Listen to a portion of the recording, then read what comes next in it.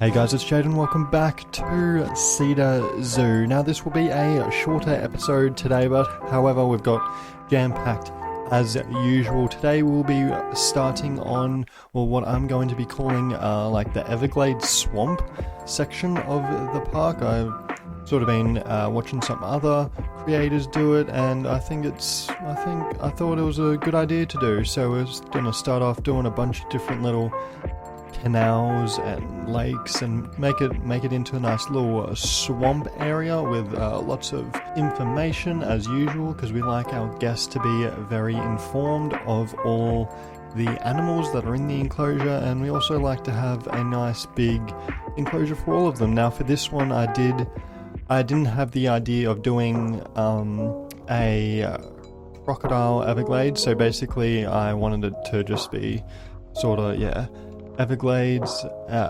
water, big sort of animals that would just roam around in there. But then I sort of scrapped that idea, and I sort of got rid of those animals and made it into sort of like a breeding sanctuary for crocodiles and alligators, because that's most of the animals that are in Everglades and swamps and stuff like that, apart from birds. And I suppose you'll get maybe the odd wild buffalo or pig or something like that, but most of the time it's alligators or crocodiles. So yeah, we scrapped the idea of having one giant big enclosure with multiple animals and do multiple enclosures with crocodiles, alligators, and then yeah, we sort of make it into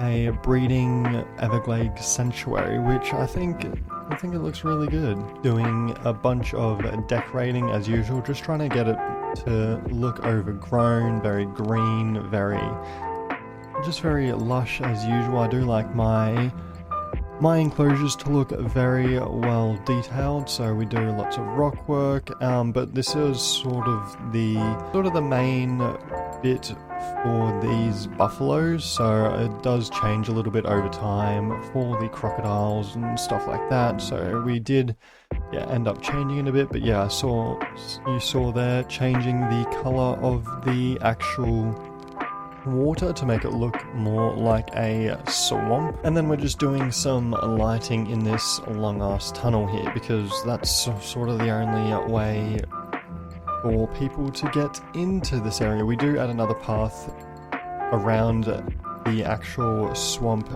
just there, and then we connect just a straight long path to the actual end of the park, but we'll get rid of that once more people come down. We'll also add a guest spawner, so just more guests come around. I also want to build some sort of shack for the guests to go in, and which it'll be like a little feeding platform, if you will. You can't actually feed the crocodiles, unfortunately, which is kind of unfortunate, but the way that I've built this little nook area there with the path, I've built a building, then I put some food on the ground, and then put like a big hook and then feeding station, and it looks like you can go there for the guests and you can feed the crocodile. I think it looks really cool. It's like a little show area there. The crocodile looks like it can like climb up into the little area there and then sort of jump up and get the food off this little hook area, which is what I'm currently making now. So I wanted to make it obviously reinforced because it's a big ass crocodile, alligator, whatever. So yeah, it's got to have lots of chains and make sure there's enough safety precautions. So yeah, that's what we did with this big hook area. We'll add a hook to the bottom of it, and then yeah, make sure that there's food at the bottom. But before that, we have to put safety beams all the way along, just for obvious safety reasons.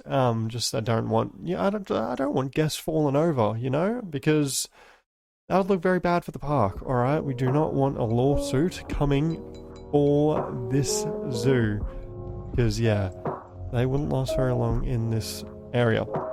So I was a bit unsure on what to put on the actual bottom of it, so I just put the letter J. I found one of the letters there from the alphabet, the letter J, and it looks like a nice little hook. So yeah, we put that on the end of the chain, and then it looks like a hook. Unfortunately, I wasn't able to get any food on the bottom of it, just because it's actually a number 1, I'm mistaken, but probably a J wouldn't have been too bad either. So yeah, I might look into that if I change my mind. It is a feeding show, so yeah, put a little trailer there, remove the wheels, and then we put a feeding station on there so the crocodiles can actually come up and go into the trailer and get fed, which is a pretty cool aspect. It's a pretty cool little idea that came to mind. I actually got it off someone else's video for inspiration, so I can't remember it, but they did a similar thing, but with a they built a little trailer for one of the cars and put a guest spawner in it, and then guests go in, like, get spawned in there, and it looks like there's guests in the back of the trailer. I think it was for a tiger exhibit, so it's a different animal, but it's pretty similar. And I needed, obviously, staff to get around here, so I put a few staff buildings here. Then I found that I should put a guest spawner out the back of here just to bring in some more guests, because this is probably going to be the back of the park, really, so not really too many guests coming out here for now, just because there's not much stuff here. I'm working on building and expanding this area of the park, so it does take a little while for guests. Just added a guest spawner in the end of this park, just to bring in some more guests to the actual back end of the zoo here, just because, yeah, while we're expanding, while we're building, there's not a lot of guests coming in, so yeah, I added that in, and then it actually works in quite well, because the building that we're building here, it actually fits in quite well with the guest spawner, so it sort of blends in a little bit, if you will, which is quite nice. That's what we want. We want to be able to hide it. So yeah, we extend it through the building, so it just looks all like one continuous building, and then we also add a building around the staff part of the exhibit. So originally I did want to do all just pre-built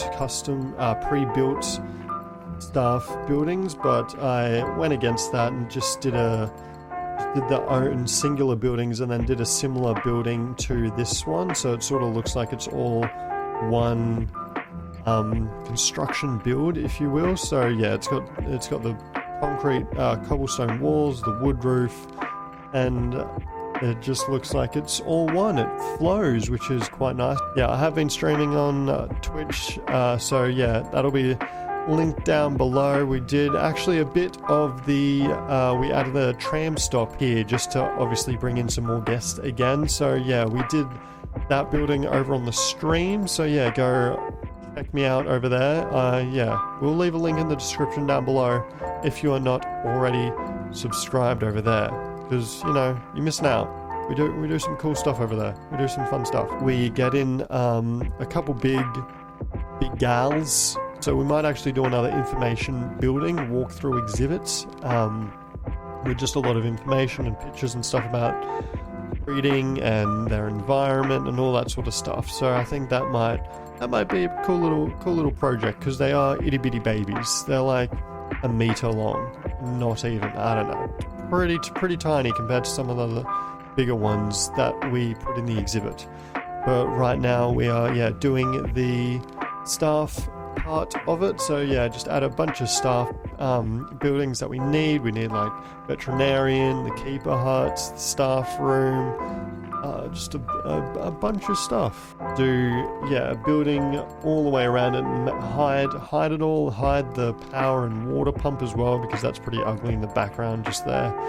Because yeah, I didn't really have an idea of that I was going to build this area. So once I had the idea, I was like, we gotta hide as much stuff as we possibly can. All right, so around it, nothing too fancy. They can't climb over the rocks there, and the big mum can't really get over anything either. So it looks quite nice. And I wanted to add a lot of vegetation just because it's supposed to be a swamp slash like wetlands. So yeah, that's usually got lots of water, got lots of weeds and overgrown trees, dead trees, just stuff, just natural looking stuff like that. So yeah, I wanted it to be very vegetation based. Well, I like that in all of my exhibits really. I like to have it looking good. So yeah, thank you so much for watching, and I will see you in the next episode.